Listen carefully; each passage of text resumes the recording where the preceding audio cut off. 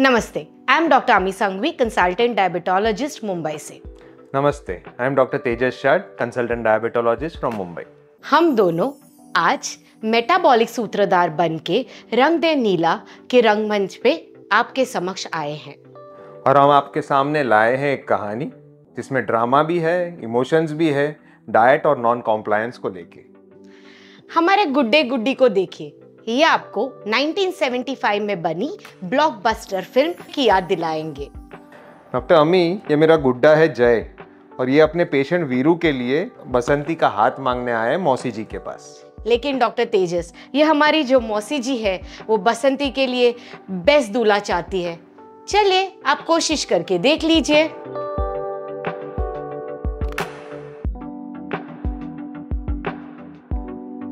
बेटा, घर में एक जवान बेटी सीने पे पत्थर की सील की तरह होती है। बसंती का ब्याह हो जाए तो मैं चैन की सांस लूं। हाँ, सच कहा मौसी आपने, बड़ा बोझ है आप पर।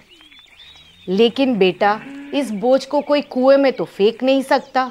बुरा मत मानना, इतना तो पूछना ही पड़ता है कि लड़के का रिस्क फैक्टर क्या है, उसकी आदतें कैसी है, अपना वेट तो मैनेज कर ही लेता है ना वो। वेट मैनेजमेंट का तो ये है ना मौसी कि बस एक बार बीवी बच्चों की जिम्मेदारी सर पे आ गई तो वेट भी मैनेज कर लेगा। है तो क्या अभी कोई एफर्ट्स नहीं डाल रहा है? कोई डाइट फॉलो नहीं कर रहा है? नहीं नहीं मौसी, ये मैंने कब कहा। कोशिश करता है, लेकिन रोज रोज इंसान कॉम्प्लायंट तो नहीं हो सकता ना। 2-3 दिन डाइट पे ध्यान देने के बाद 4-5 दिन चीट कर लेता है बेचारा। चीट कर लेता है? हाँ मौसी, ये कमबख्त जंक फूड, पिज़्ज़ा, समोसा, चीज़ ही कुछ ऐसी है, अब मैं क्या बताऊँ। है क्या वो फूडी है?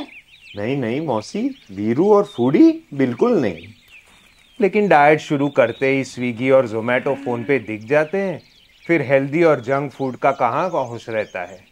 बस ऑर्डर कर दिया और सारे डाइट एफर्ट्स वेस्ट हो गए। अब इसमें बेचारे वीरू का क्या दोष। ठीक कहते हो बेटा, फूडी वो, स्विगी जोमेटो यूज़ करे वो, लेकिन इसमें उसका कोई दोष नहीं।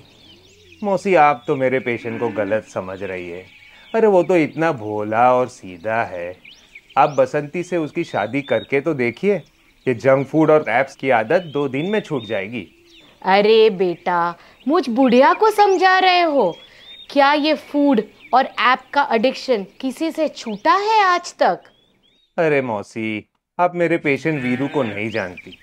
विश्वास कीजिए, वो इस तरह का बिल्कुल नहीं है। बस एक बार शादी हो गई, वो मिडनाइट स्नैकिंग, मीठा इंडल्जेंस, अल्कोहल, कंफर्ट ईटिंग सब बंद कर देगा। पेट अपने आप ही कंट्रोल में आ जाएगा। हाय हाय, बस यही एक कमियां रह गई थी आपके पेशेंट में। वो प्रिस्क्राइब मील से ज़्यादा पोर्शन और ज़्यादा सर्विंग्स भी लेता है, खाने में शक्कर ज़्यादा लेता है और शराब भी पीता है। फिर तो बेटा उसकी लाइफस्टाइल भी सिडेंट्री ही होगी। तो इसमें क्या हुआ मौसी, sedentary lifestyle and drinking habits बड़े बड़े राजा महाराजा और अच्छे अच्छे रिस्क प्रोफाइल वाले घराने के लोगों में भी तो होती है। अच्छा बेटा, अब ये भी बताते ही जाओ कि आपके पेशेंट के घराने का रिस्क फैक्टर स्कोरिंग क्या है। बस मौसी, वीरू और उसके घराने का रिस्क फैक्टर स्कोरिंग पता चलते ही हम आपको खबर कर देंगे। एक बात की तो दाद देती हूँ बेटा, भले वेट लॉस ना होने के सारे लक्षण हैं तुम्हारे पेशेंट में, लेकिन तुम्हारी आशा कायम है। अब मैं क्या कहूँ मौसी, एक डायबिटोलॉजिस्ट का दिल ही कुछ ऐसा होता है। तो मैं ये रिश्ता पक्का समझूं मौसी? पक्का? भले सारी जिंदगी बसंती कुंवारी बैठी रहे, लेकिन मैं ऐसे आदमी के साथ उसको नहीं ब्याहने वाली। सगी मौसी हूँ, कोई सौतेली माँ नहीं। ओबेसिटी यानी कि मोटापा, इससे आपको कई बीमारियां हो सकती है। इससे आपको डायबिटीज़, हार्ट डिजीजेस जैसी क्रॉनिक कंडीशंस हो सकते हैं। ओबेसिटी या ओवरवेट की वजह से आपके लंग्स और किडनी पे भी असर हो सकता है। सो ओबेसिटी की इस जंग में डाइट और एक्सरसाइज को अपना साथी बनाइए। और फिर भी अगर आपको इससे रिजल्ट्स ना मिल रहे हो तो अपने डॉक्टर के संपर्क में आके फार्माकोथेरेपी यानी कि दवाइयाँ आप स्टार्ट करा सकते हैं। एक खुशहाल जिंदगी की तरफ अपना हाथ बढ़ाइए, अपनी हेल्थ को अपनी प्रायोरिटी बनाइए।